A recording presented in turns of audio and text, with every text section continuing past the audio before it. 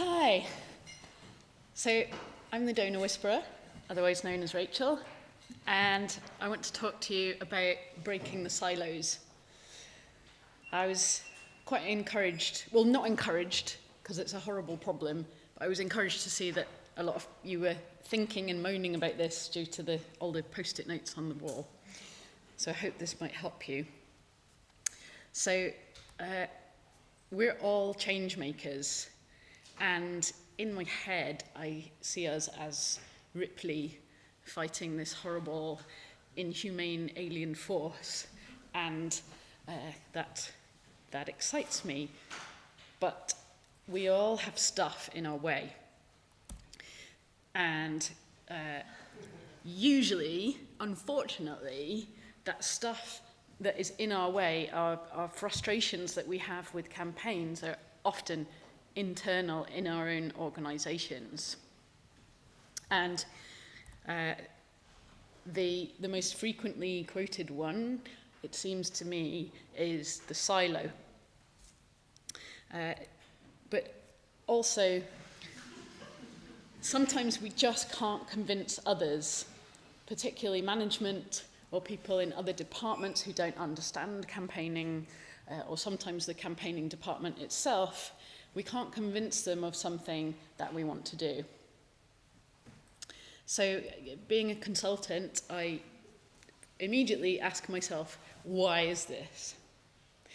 And I'm a radical, and that doesn't make me an extremist. It makes me someone who wants to look at the root cause of problems.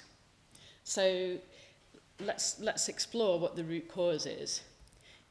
And I think it's that everyone in our organisation has different motivations. People within departments have different motivations, and entire departments have different motivations. And they're also incentivized differently. So accounts are incentivized to save costs. Campaigners are incentivized to make change happen. Individuals may be wanting to get a promotion. Fundraising want to raise more money.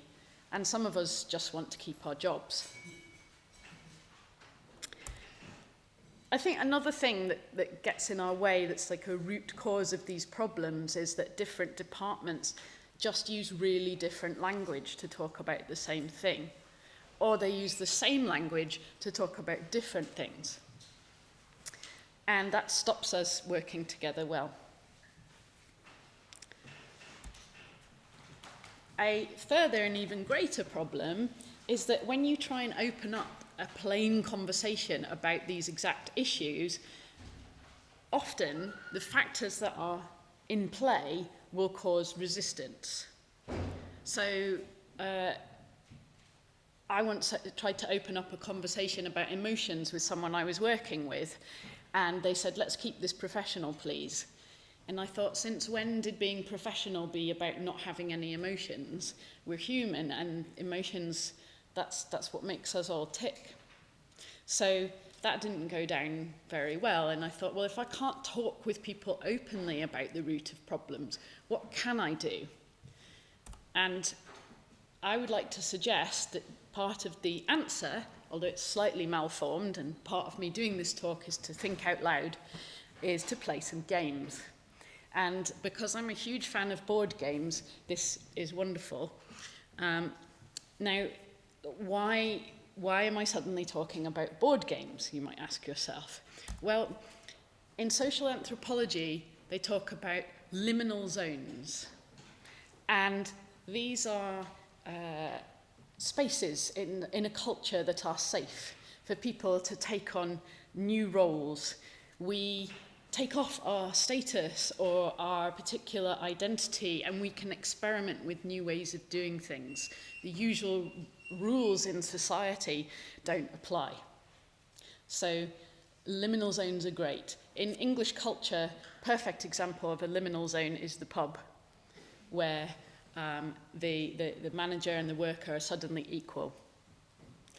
But a board game is a lot more acceptable across different cultures, or even a card game or any sort of game. So I worked with a whole bunch of really clever people, cleverer than I am, to hopefully make a game that actually breaks silos. Now, here there's a broken silo with grain coming out. Hopefully when you break your silos, it doesn't mean that a lot of poo comes out. So, we are going to play it. Tomorrow, I'm going to convene an open space where we can play this game together.